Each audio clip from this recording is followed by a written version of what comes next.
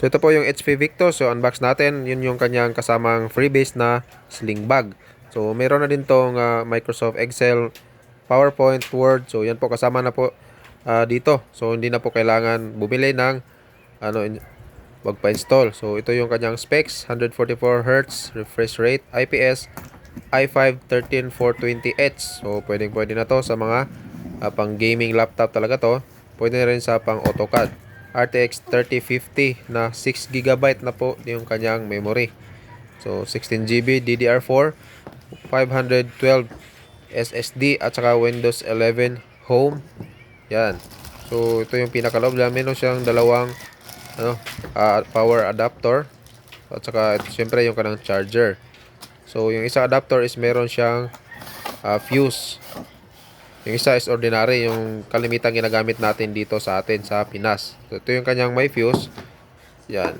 So pwede nyo lagyan ng adapter yan kung 2 pin lang yung o 2 prong lang yung outlet nyo sa bahay. Ito yung pinakaloob niya. Ito yung casing niya.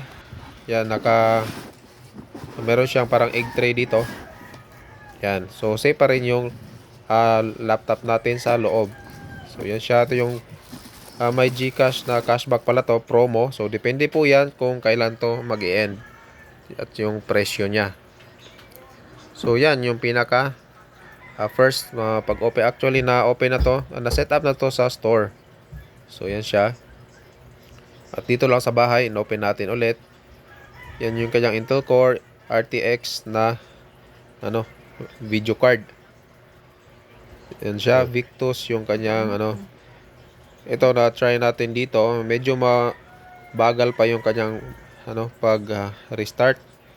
Kasi first na pa natin. Meron pang mga drivers na kailangan ma-install. So try natin ulit kapag na fully installed na yung kanyang mga applications. Yan, kasi ganyan naman talaga pagka una ay may mga drivers and apps pa yan na ina-update. So yan siya.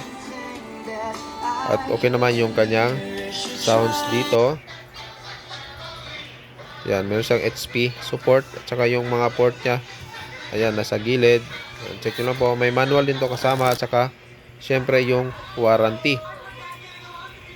So yan, napakaganda po. Meron din tong ilaw yung kanyang keyboard. So hindi lang natin na-testing yan. Pero may ilaw yan. Isang ilaw nga lang. Puti lang siya.